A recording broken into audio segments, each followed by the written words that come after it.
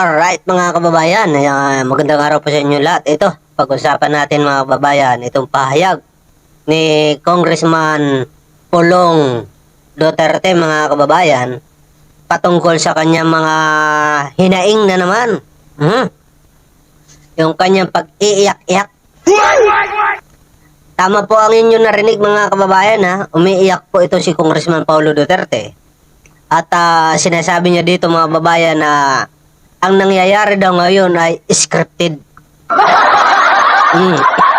Hindi niya siguro matanggap mga kababayan na talagang hindi po talaga sila titigilan dahil sa kanilang mga ginawa na hanggang ngayon hindi naman nila kaya paliwanag.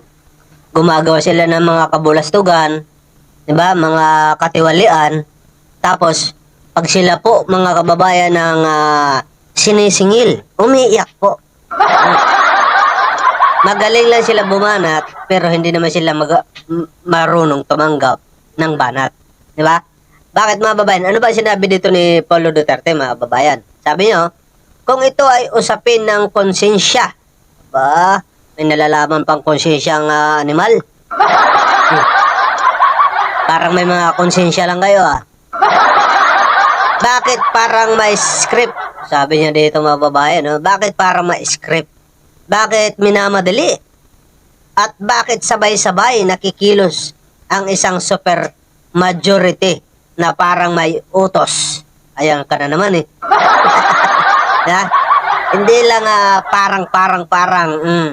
Diba mga babayan? Kasi po, ang nangyayari kasi dyan mga babayan, itong si Vice President Sara ay mayroon na paparating na impeachment ngayong January.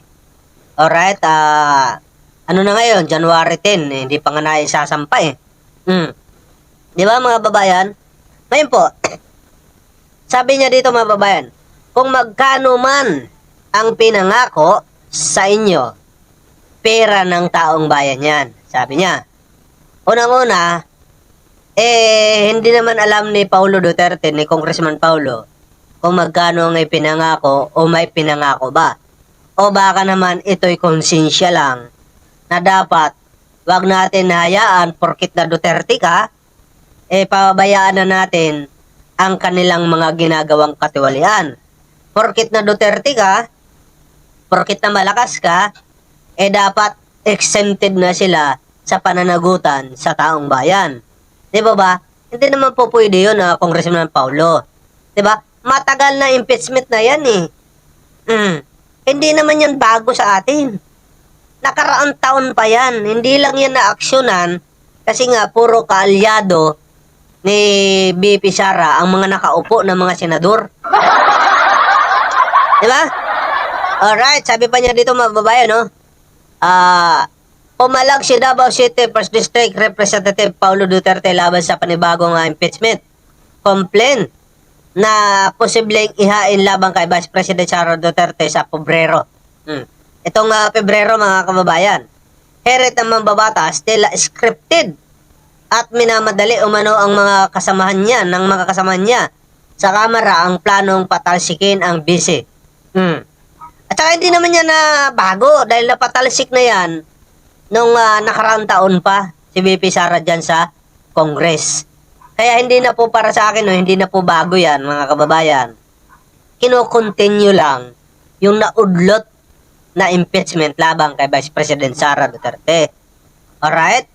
Inakusahan din niya ang mga nasa mayorya na mukhang binayaran daw at nakikipagsabwatan sa administrasyon. Diba? Dito si Paulo Duterte magaling. Hindi lang si Paulo Duterte, lahat ng mga Duterte, dito pa sila magaling mag-akusa. Pero kapag sila ay naakusahan, umiiyak. Diba? Magaling mag-akusa, hindi marunong tumanggap ng akusa. Yan ang problema sa mga Duterte mga babayan. Unang sinabi ng Makabayan Black na plano nilang maghain ulit ng impeachment complaint laban kay Vice President Sara Duterte. Nilinaw naman ng palasyo na itatrato nila ito ng patas at iginiit na dapat managot kung may dapat man managot, mga kababayan. Correct. Doon pa naman, standan ng palasyo yan eh. Diba? Nung nakaraan pa naman na impeachment tinaing kay Vice President Sara Duterte, stand na po ng palasyo na hindi sila makikialam. Magpahanggang ngayon, hindi rin naman pa rin sila nakikialam. Oh, ay wala po yan, mga babayan. Palagay ko, wala, ito yung opinion ko lang. Palagay ko lang walang bayad na nagaganap dito. At hindi rin ito scripted. Kasi po, bakit mga babayan? Palagay ko, kino-continue lang ang naudlot na impeachment ni Vice President Sara Duterte noong 2025, mga kababayan. Diba? 2026 ngayon eh. Alright? Kino-continue lang yan. Lalong-lalo na parami ng parami yung mga lumalabas na di umano anomalya. Baho ni Vice President Sara Duterte. Nariyan yung unang-una, nariyan yung 125 million. 11 days lang po, naubos yun, mga babayan. Tapos, nariyan naman yung sinabi ng kuwa na mukhang nagkaroon ng overpricing. Diba? Yung mga laptop. Nariyan sila Mergris Piatos, mga beneficiary na hindi naman pala tao. Tapos nariyan yung mga dumagdag si Madriaga, mga pasabog ni Madriaga. Magpangga ngayon hindi pa po yan na lahat-lahat, mga babayan. Ni isa, hindi pa po nasasagot ni BP Sara yan. Diba? Kaya para po sa akin, mga kababayan, ay nararapat lang po na sagutin ni Vice President Sara itong mga akusasyon laban sa kanya kung ninanais niya talaga na maging presidente sa 2028. Mas maganda maging presidente na wala kang baho tinatago. Mas maganda maging pangulo na malinis ang budhi mo. Diba? Kailangan mo muna linisin ang sarili mo bago humarap sa pagiging presidente ng Republika ng Pilipinas. Diba? At least, kahit sabihin natin na ikaw ay napakahinang nilalang, at least wala kang baho na tinatago. Diba? Wala kang kung ano-ano pa na mga amoy-amoy na yan. Diba? Wala po ito pinagkaiba ng isang honeymoon. Bago kayong kasal. Natural, kailangan mo muna maligo para mabango ka. Diba? Ganun din po dito sa pagiging presidente. Kailangan malinis mo muna ang pangalan mo bago ka humarap sa taong bayan. Kaya Paulo Duterte, sir, yung mga akusasyon mo na yan ay opinion mo lang yan. Diba? Bintang mo lang yan.